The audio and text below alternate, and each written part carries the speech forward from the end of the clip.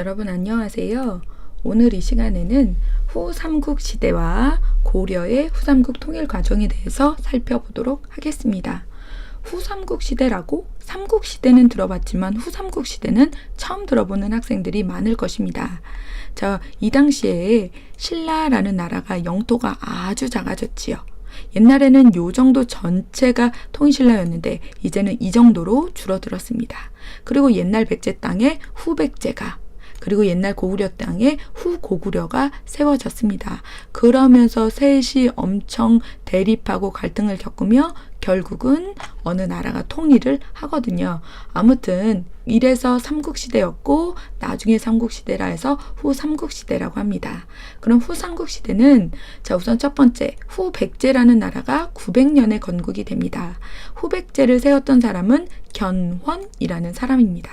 이 사람은 우리나라의 서남 해안을 다스리던 군인 출신입니다. 쉽게 말하면 전 시간에 배웠던 호족 출신입니다. 선생님이 시간이 없지만 호족이라고 이렇게 쓰는 이유는 눈에 조금이라도 익으라고, 머리에 남으라고. 호족이라고 하면 지방에서 아주 세력이 강했던 사람을 말하지요.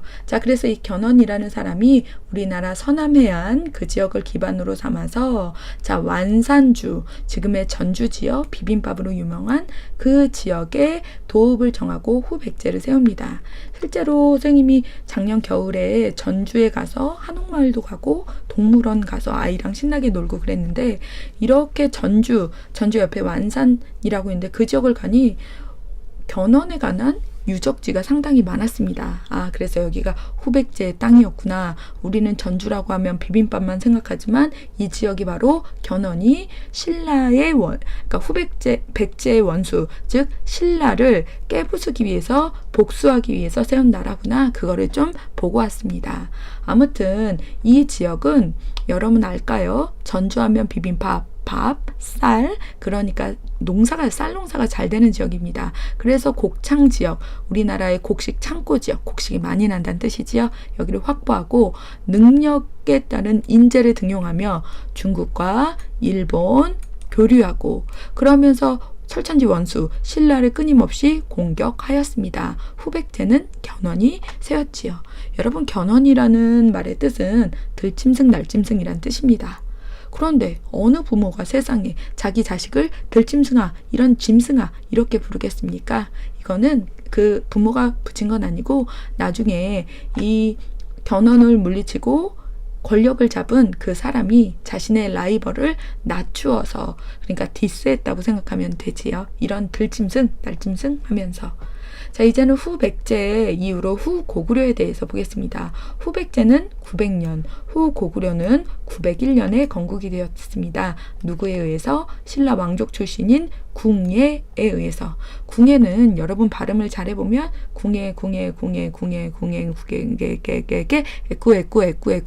애꾸가 됩니다. 실제로 궁예는 애꾸눈이었다고 하지요. 그래서 이것도 역시 나중에 권력을 잡은 사람이 궁예를 낮춰서 디스해서 부르는 말이 궁예였습니다.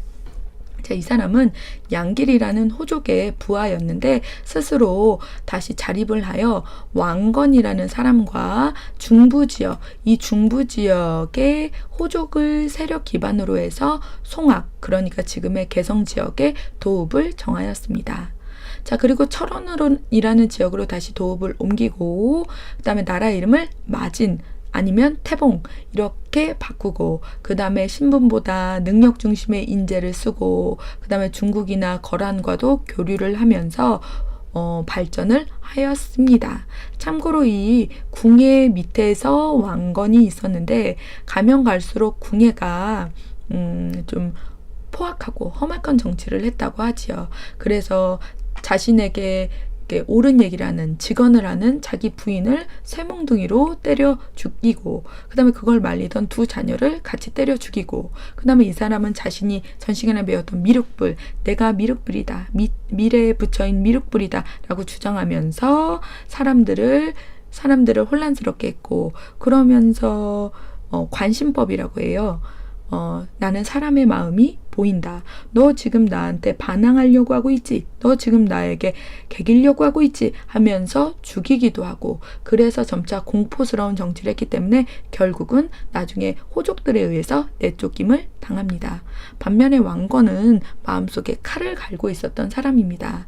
이 왕건은 궁예가 자신이 왕의 자리를 넘본다라는 생각을 하지 못하도록 지방을 다니면서 전투에서 많은 승리를 거두었고, 또 왕건이 그렇게 미남이었다고 합니다. 그래서 얼굴도 완전히 잘생기고, 그래서 지방에 이렇게 딱 전투를 하고 아니면 지방에 이렇게 뭐 관리차 가다 보면 그 지방 호족들이, 지방에서 힘 쓰는 그런 호족들이 자신의 딸을 이 왕건과 결혼시키려고 무척 노력했다고 하지요.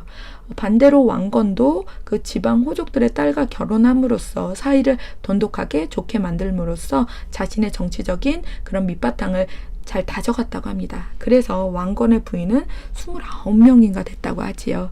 아무튼 이렇게 궁예를 중심으로 후고구려가 이루어졌는데, 이런 궁예의 가혹하고 공포스러운 통치 때문에 결국 후고구려에서 쫓겨나고 왕건이 권력을 잡게 됩니다.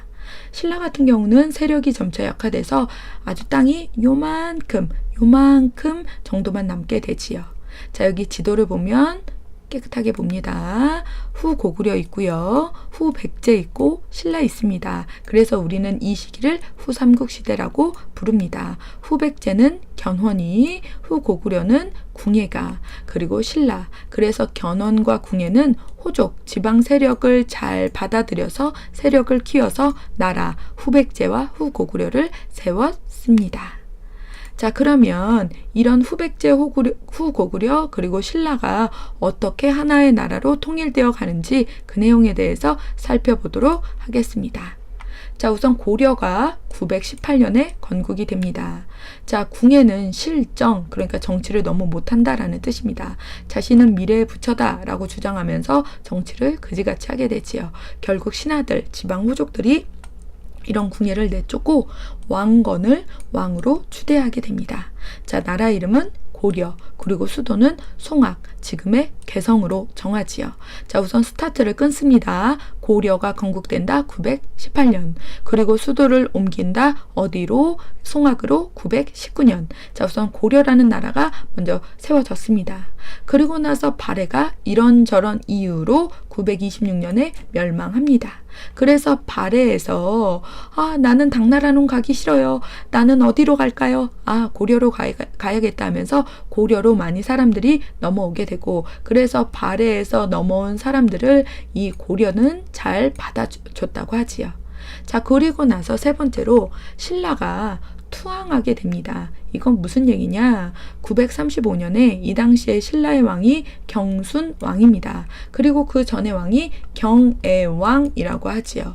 자, 이 당시에 후백제가 그 당시에 왕이 견훤이었는데, 그 견훤이 신라를 원수의 나라라고 여겼습니다. 그래서 신라를 쳐들어갔고, 그래서 경주에 가면 포석정이라는 곳이 있습니다. 그 포석정은 연못인데요, 이렇게 물길이 있습니다. 그래서 그 물길, 연못의 물길에서 뭘 하느냐, 거기에 왕과 신하들이 거기에서 술잔을 놓고 연못 길을 따라서 동동동 그 술잔이 이렇게 흐르지 않습니까? 떠가지 않습니까? 그걸 마시면서 놀았던 그런 곳입니다. 그래서 그 후백제의 견훤이 이 신라에 쳐들어갔을 때 경혜왕이 그 포석정에서 같이 신하들이랑 그냥 흥청망청 그렇게 술 먹고 있었다고 하지요. 그래서 그때 경혜왕이 자살을 하게 되고, 그 다음에 왕이 됐던 사람이 경순왕인데, 이 경순왕은 신라에는 더 이상 희망이 없다 하면서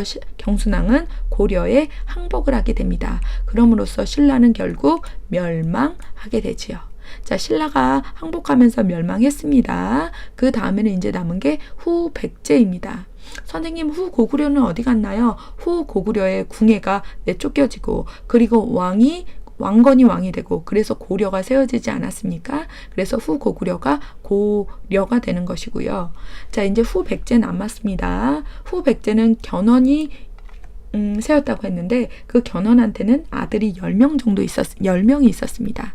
그는 첫 번째 아들인 신검이라는 아들한테 왕위를 물려주는 것 같았지만 넷째 아들 금강을 사랑했다고 하지요. 그래서 금강한테 왕위를 물려주려고 합니다. 그러자 첫째 아들 신검이 그걸 딱 알아채고 아버지를 절에 가두어 버립니다. 그리고 자신의 동생은 죽여버리지요.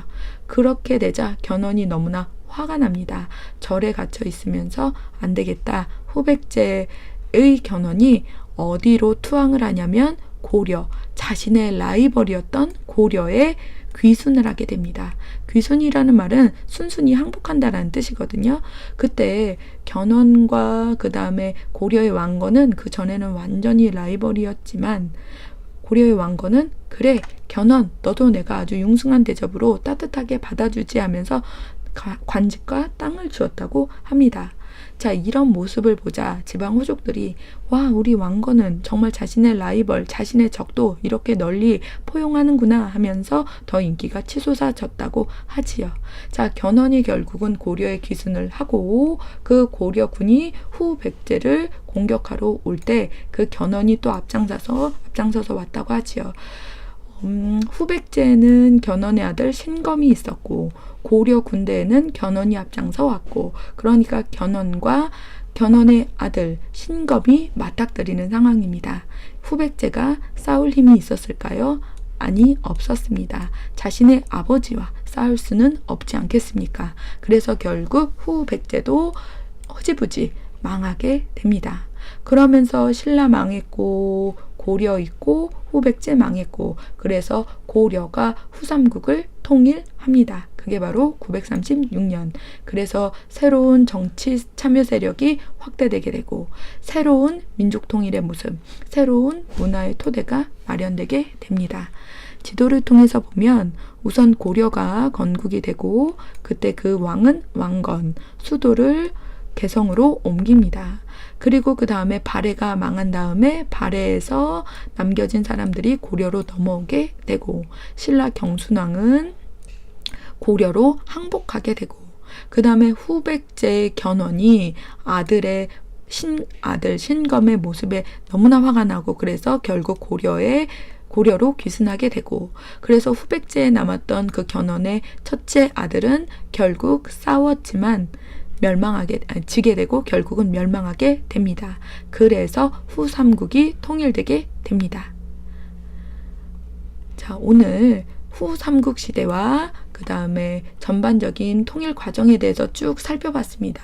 자, 오늘의 포인트는 이 지도 두 가지로 다 설명이 끝납니다. 자, 우선 첫 번째 후고구려에는 궁예가, 후백제에는 견훤이, 신라는 쬐끔해져 있었고 그래서 후삼국 시대가 있었고 이 두 견훤과 궁예 이런 사람들은 모두 다 호족 출신이었다라는 걸 봐두면 되겠고요. 두 번째로 고려의 후삼국 통일 과정에서 자, 이 지도를 잘 한번 다시 봅니다. 자, 순서대로 보면 되겠지요. 왕건이 고려를 세우고 수도를 송악으로 옮기고 신라 경순왕은 항복하고 견훤은 귀순하고 그래서 자신의 아들 신검이 있었던 후백제 멸망하고 그래서 결국 후삼국이 고려에 의해서 통일되는 과정을 쭉 봤습니다.